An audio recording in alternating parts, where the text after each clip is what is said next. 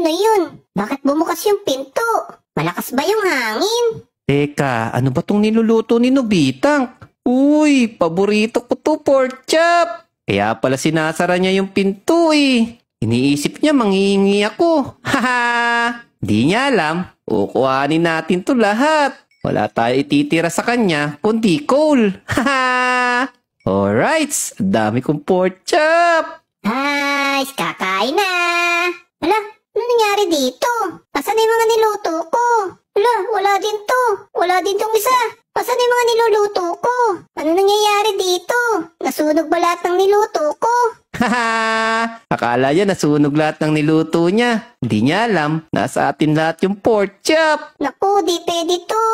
Gutom na gutom pa naman ako. Anong kakainin ko? Kawawa naman si Nobitang, magugutom siya. Takuti pa natin. Yan! Lagot ka ngayon, Nobitang. Bumubukas sara yung pintuan mo. Ala, ano nangyayari dyan? May multo na ba dito sa bahay ko?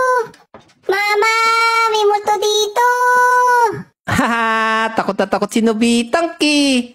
Duwag talaga yung Nobitang na yun. O mga baboy, kahit di ako nakakain, pakakainin ko pa rin kayo. Mukhang nagpaparami ng baboy to si Nobitang ka. Naubusan kasi siya ng pork chop kanina. Takutin natin. Kuhanin natin tong isa. Ala, ano nangyari to sa isang baboy? Bakit lumilipad? La.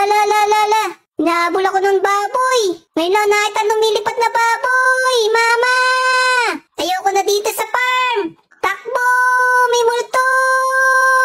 Ako ay may lobo. Lumipad sa langit. Uy. Di ko na nakita. Good mood yata si Bully ngayon ah. Mukhang magmimina siya. Haha! Tara, sundan natin siya.